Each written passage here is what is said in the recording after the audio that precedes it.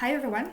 Thank you for joining this session about ChatGPT, which is actually a non-technical edition. I will try to explain ChatGPT in simple terms, and I believe that majority of you have heard or might even played with ChatGPT.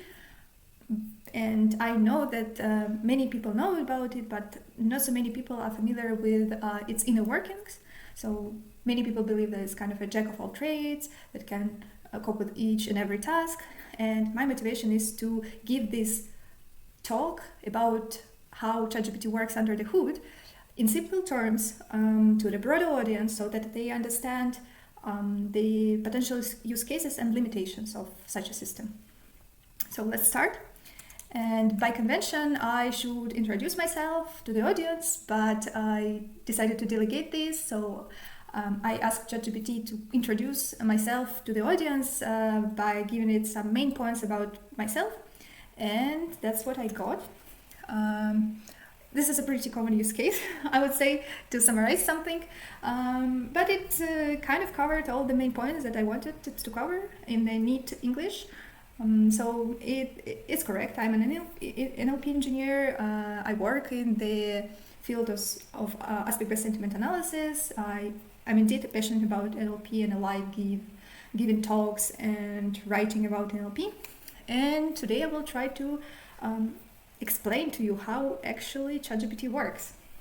So let's get started with some use cases. Probably you saw the variety of ChatGPT use cases already on the web. So probably the ones that I mentioned here will not be surprising to you, but let's just cover main points. Like there are a bunch of content creation use cases. Let's say in this specific use case, it's like about video production for lazy people. We also can have something like more related to a live use case when you just lack ideas and you want to some inspiration. And let's say that was my personal use case. We were trying to come up with the hackathon team name. There might be some more machine learning related, like I would call job related use cases. For example, generating like some samples for the training data for your machine learning model. There is also like some topic detection, like some more like a classification task that you can do with ChatGPT. Something like about some use case about the news, which is pretty common on the web and in the companies in the industry in general. Also, you don't even need to create the use cases on your own or gather them on the web. You can ask ChatGPT and it will quickly give out all the potential use cases that you might use it for. So pretty cool, I would say. But we are here to talk about ChatGPT, and hopefully by the end of the session we will learn a little bit more about its inner workings. And actually the name of ChatGPT hints that it should be something about GPT, and some of you might already heard this name also before, something like GPT, GPT-3. ChatGPT is now well known. GPT might ring the bell, but it got in general, I guess, less traction. But first, maybe I should introduce you to AI and ML models in general. Like, let's a bit talk about that. From my experience, many people tend to romanticize AI normally, not always, so not to offend anyone. People think that it will cope with whatever, if not now, it will cope later, the technology will get us there, it magically solves the task, or something like AI guys, AI people recreated the brain, something like this, or whatnot, basically. Generally I perceived as something that works magically, and people don't really know what's happening in reality.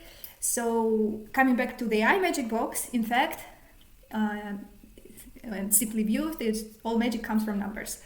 AI model is just a matrix of numbers, and AI can be summarized in numbers. And If you want to visualize them, AI models are multidimensional tables with different numbers. That's if you want to put it simple.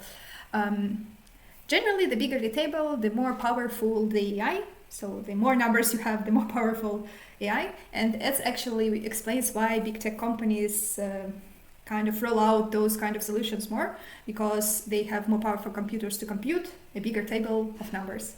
And that's the whole kind of explanation, the whole magic behind it.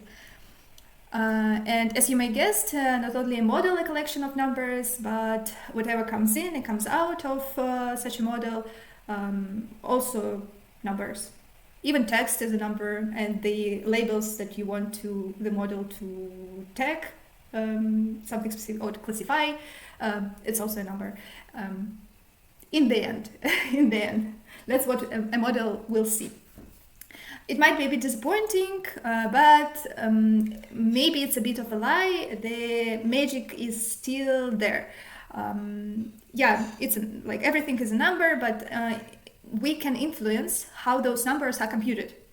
And these kind of approaches to how to compute those numbers can be truly fascinating, actually. So it's kind of a nuance there that AI model is numbers plus the approach used to compute those numbers. But we diverged a bit. Let's come back to GPT. So GPT stands for Generative Pre-trained Transformer. GPT is a language model, which means that it possesses knowledge about the language, its structure, vocabulary, common patterns. The implication is that it learns not only the language itself, like the language structure and so on, but it learns a bit of information about the real world, because as humans we express a lot through the conversation, through the language.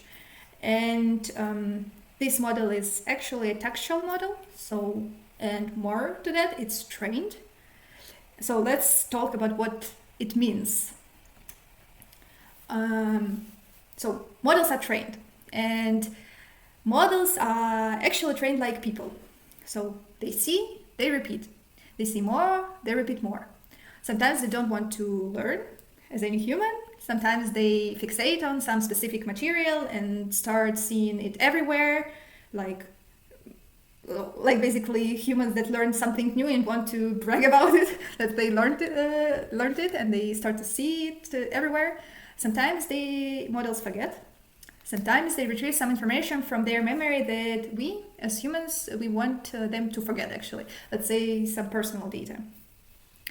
And let's take a baby as an example. Parents indirectly teach babies by their reactions, but generally by living their lives. They give an example to children how to behave, how to talk, how to do basically everything. And they kind of providing the learning material to kids, and kids they learn to replicate. Thus, if we want to teach some AI, we need to provide examples. But why learning is actually happening? Again, if we take the analogy with a baby, baby has quite some motivation to learn something. So it's like, it can be something simple like not being punished, getting a treat, getting a candy, or being understood, or getting some other benefits from doing some task that grown-up people do. So, and for AI, it's not that cool. It's more prosaic, but generally it's kind of the same way. Sorry for a creepy AI baby, but during training, AI also tries to achieve a goal. But we know it is, AI is all about numbers. So AI tries to minimize a specific number. The closer this number to zero, the better. And in a machine learning word, this number is called loss, but that's basically a goal of AI, to minimize this number. So not to lose, basically, if you want this. All numbers should be calculated. So simple maths. So different models calculate this loss differently, but generally that's the rule of thumb.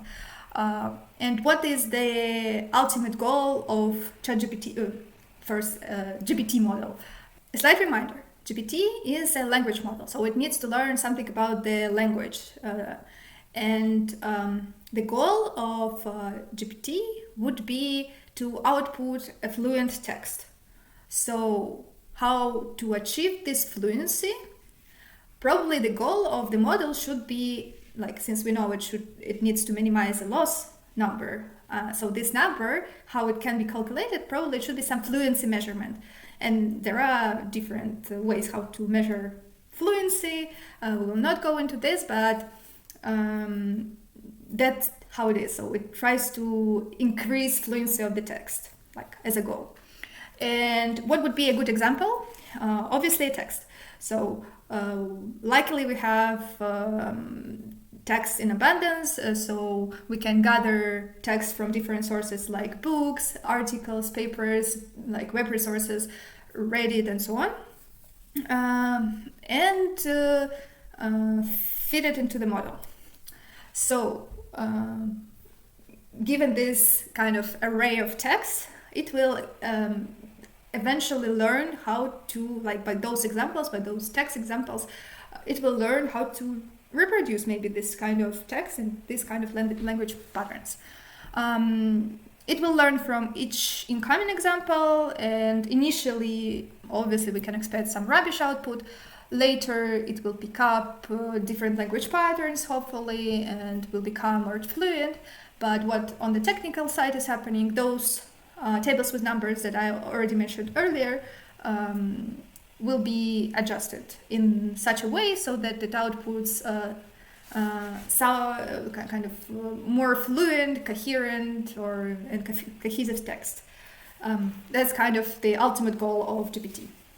So again, fluent text should be the goal, the main goal, and the output of the model. And how to achieve this goal? What was suggested is to predict the next word. Sounds like a good idea, because like if the next word is quite probable or plausible, then we might say that, okay, this sentence is quite fluent, or at least it's understandable. So, and yeah, that's the task that GPT tries to cope with, to predict the next word in such a way that it sounds more or less fluent. And how it does, from the tags that were provided, it calculates probabilities of some words appearing as a next word, and we can do this similar exercise. Let's try to do it instead of GPT. So you're given the text, the sky is blank, and you need to fill in the gap. What would be the probable next word? I see colors. Yeah, something like beautiful as well. Some, yeah, nice. Above, yeah, quite probable. Yeah, better than below. Cool. Yeah, so you were kind of as a like native speakers of English. Like right now we are discussing everything about English. You know what is quite plausible in terms of grammar, in terms of real world, so that the sky should be above and not below. Yeah, and that's basically similar to what AI, like basically GPT, tries to achieve. And the like quite probable things would be colors here. Quite probable endings here will be colors. Yeah, and what is happening that GPT tries to find most plausible words, and not only gets it understanding kind of about the grammar and like syntax and some semantics, but also kind of general understanding how the word functions, because if output would be something like grass, it would be not fluent, not grammatical. So GPT tries to minimize those kind of next word predictions that are not plausible from the grammar standpoint, because the text do not support such evidence. And the more text you fit in, the more support for more probable and grammatical sentences, like the endings of the sentences you will get. But also you get the understanding of the world, like that the sky is probably blue and not yellow, or like, okay, yellow is still possible, but probably not green. And that's kind of the main task that it tries to solve. And why is it helpful? Ideally, we want to generate the text, not just one word, and how we can come from just one word to the big text. The answer is recursion. We provide the first word, in this case there, in this example it can be there, and GPT generates the next one. Then you take the whole previous, like the whole history, the previous word and the word that just generated, you feed it once again, and it predicts the next one, and so on. So step by step you will get to the point that the whole text of desirable length will be generated. And that's how you predict a big chunk of text. Knowing language is important, but you need sometimes very specific, let's say text. The output should be very specific. This text should serve, let's say, a specific purpose. So sometimes you want AI to know some extra information. It might be reasoning, let's say being good with numbers, or ability to answer questions, and the list might go on. Like there might be different tasks that it tries to achieve.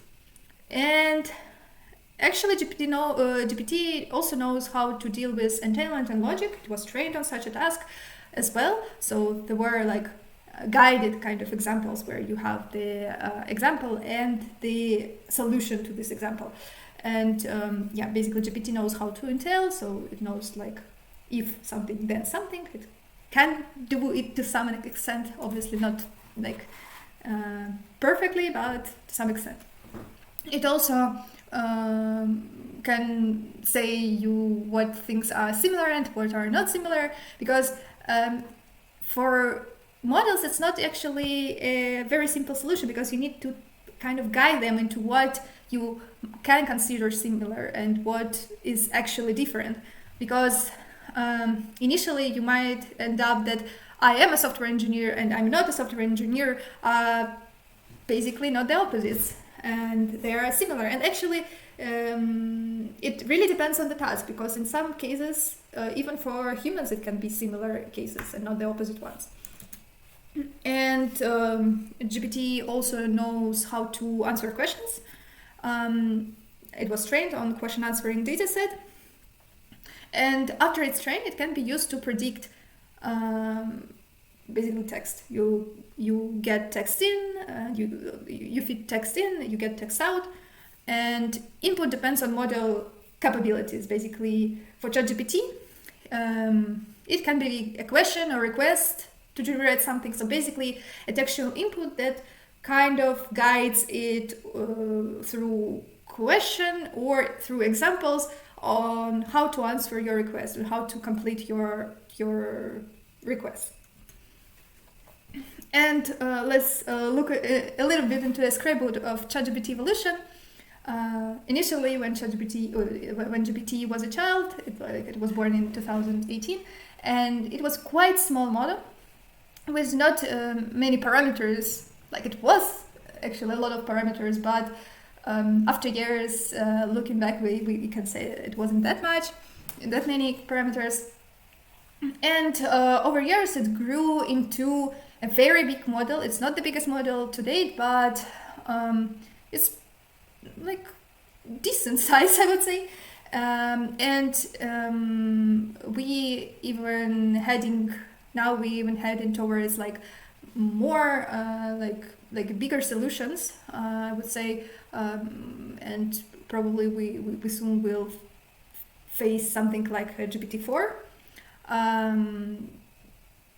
But in terms of capabilities, it might be it still has something to learn. So I would say that's 6th grade of school here. So finally, since we were all here for ChatGPT, let's talk about it. Not very important information, but in case someone saw some other names, ChatGPT is mainly a wrapper service, a UI, and InstructGPT is kind of an underlying approach. There is also a model called InstructGPT, but it's not widely used or known. So InstructGPT is mainly referred as an approach for the training the model for ChatGPT. And GPT 3.5 is kind of an improvement over GPT-3. So it uses more data, it was trained on more data.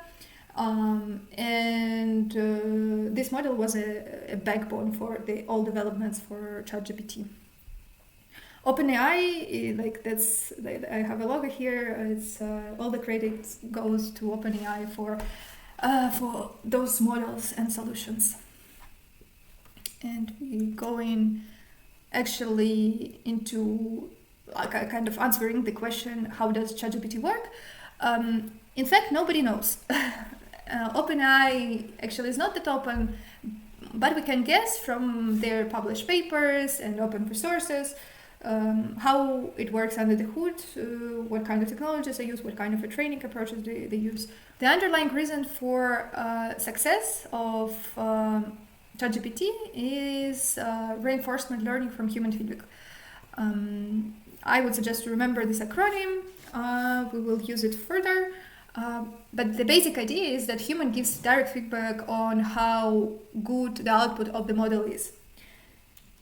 And we can go further talking about why feedback is important, because on its own AI doesn't really cope with many things, just having text as an input, as only guiding source.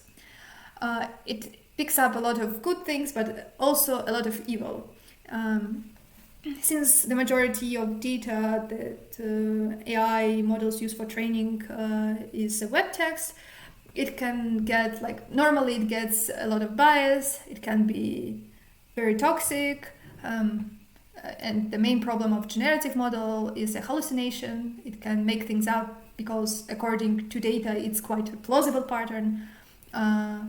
It can be not well aligned with human intentions. We want one thing from we want it to behave in a specific way, but it doesn't comply with our intentions. And also one thing about kind of well-known thing about ML, that it behaves as a black box, which means it's not that interpretable as we want it to be. So guiding models through human feedback can remedy these problems to some extent. So let's talk about actual reinforcement learning from human feedback, what it is and how it was done. First comes supervised fine-tuning. This term is not very important here, it's just for reference. Just try to understand, to grasp the concept. We already know that GPT-3 trained a large amount of data. We want it to be reusable. It would be a shame to throw away a lot of knowledge that such a model possesses. But we are not super happy with how it works. We want to polish it a bit. And we use this already trained model on the large amount of data, and we train it further. So the initial training on the large amount of data is called pre-training, and this further training is called fine-tuning. A slight reminder, training is tweaking model behavior to a desired outcome, in case you forget. Supervised kind of means that human curates the whole process. How exactly does it curate the process? We provided something like a request. It's called a prompt, a pretty useful term that I would suggest you to remember. It can be either a question, for example, what do you like to do in your free time? Or it can be something example-based, let's say something like example-based that serves your request. Let's say you forgot how to conjugate the verb to be in English, and you give examples like I am, you are, he, and you want the model to finish your request by adding is. So we get he is. OpenAI uses many prompts in order to kind of guide, to teach how to respond to those prompts. because basically it possesses a lot of prompts because people use OpenAI APIs. So we have a lot of human requests here, and human annotators sat and came up with the responses to those requests. And there are many of them. So it's kind of a high quality data. And this data was not seen by GPT before. And with the next step, after that, we train a newer version of GPT. We can call it GPT 3 point blah blah blah. Just kidding. The next step of reinforcement learning from human feedback would be following. We want to generate responses with GPT-3. So we provide a prompt and we generate responses. We can generate several ones to a pretty common prompts. And those answers will get a human rating. That will be a feedback part. So GPT generates responses to a prompt, and a human annotator rates them. And this is kind of an iterative process. While like prompt after prompt, we kind of obtain this rating data. And with those human ratings, we can train a reward model. It basically acts as something similar to a recommender system, like something that you might have on your Netflix account. It will like suggest the best response among, like it will be able to rate the responses on its own without human intervention. And after that, when you give like not rated responses, it will be able to tell you which ones it likes more. And so basically it learns to assign rating in a similar way as a human would do.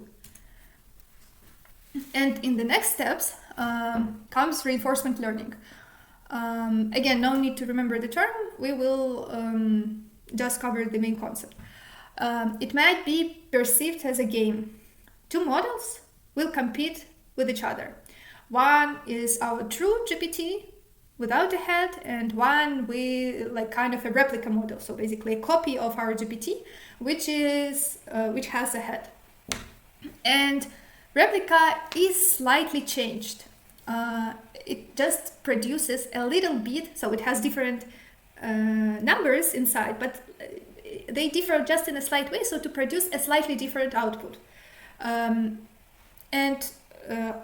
Like we have these two models, and we provide a prompt, the same prompt to two models. And in the next step, both models produce the response. And those two responses are inputted into the reward model.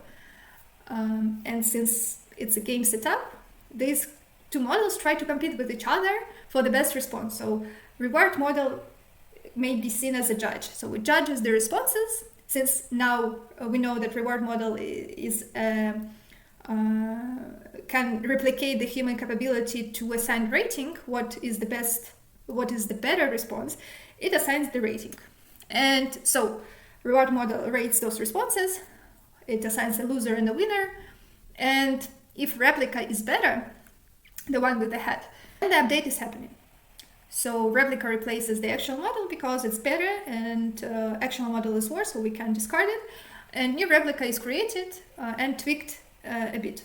And tweaking means that it's just a little bit different from the actual model, the one without the head, but slightly different, so it can produce a little bit different outcome. So the responses are not similar. If replica loses, no update to the actual model is happening, and replica just gets regenerated. In terms of replica, internal algorithm helps to take into account the direction of change. So each time it gets regenerated, it takes into account if it won or if it lost.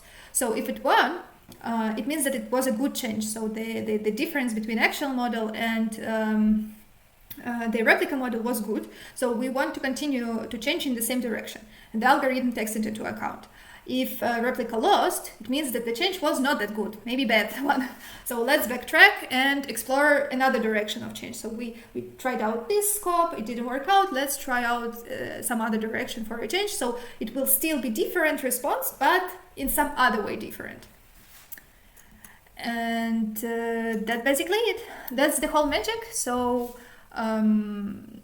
yeah, we learned a little bit how the training procedure for the whole GPT works, and some specificities of training of ChatGPT model.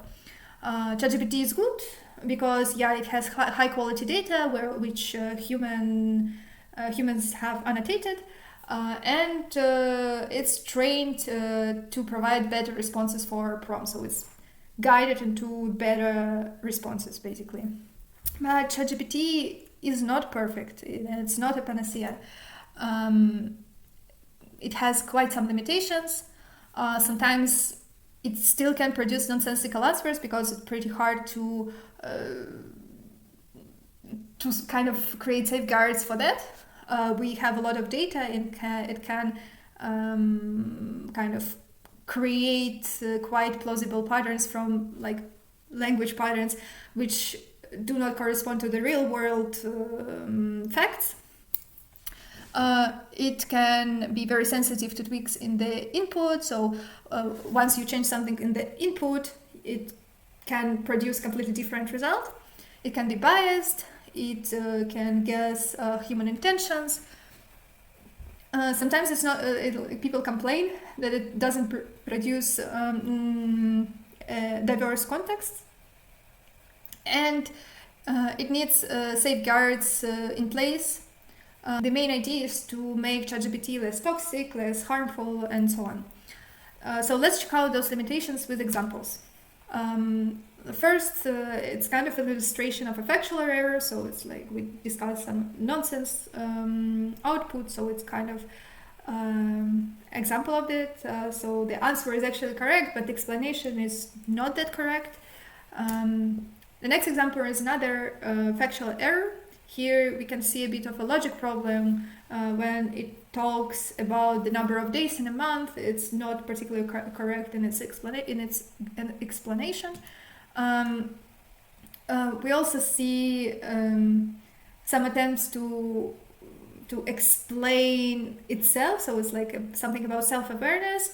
But it doesn't correspond to reality, and probably GPT couldn't even potentially answer this question.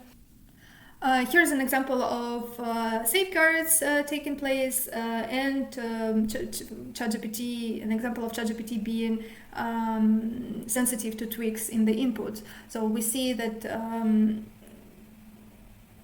first request is kind of more or less neglected by ChatGPT because it can be harmful, but later on when the input is adjusted a little bit, but the actual intention is still the same, it gives out the answer pretty quickly. There's a kind of an example of a bit repetitive structures while answering about house pets. And I also saw a lot of examples, let's say when ChatGPT created some content, let's say interviews, it was quite repetitive and felt a bit artificial, I would say. Here we also see some bias in place and safeguards. There were some accusations of ChatGPT being left-wing. So it's kind of a bit of illustration that it can be biased in many different ways. And now you know a little bit about ChatGPT, hopefully, how it works internally, what the limitations are, and also you're now familiar with some kind of examples that illustrate those limitations. Now we probably can think about what would be the coolest application with ChatGPT. What would you love to see in the near future out there? Maybe what would you personally use? So let's brainstorm. It's also a good time for questions. I will try to answer all the questions. And if not, then that was the end. Thank you for your lunchtime, for your Thank you for your time in general. I hope you learned something new today, and see you later.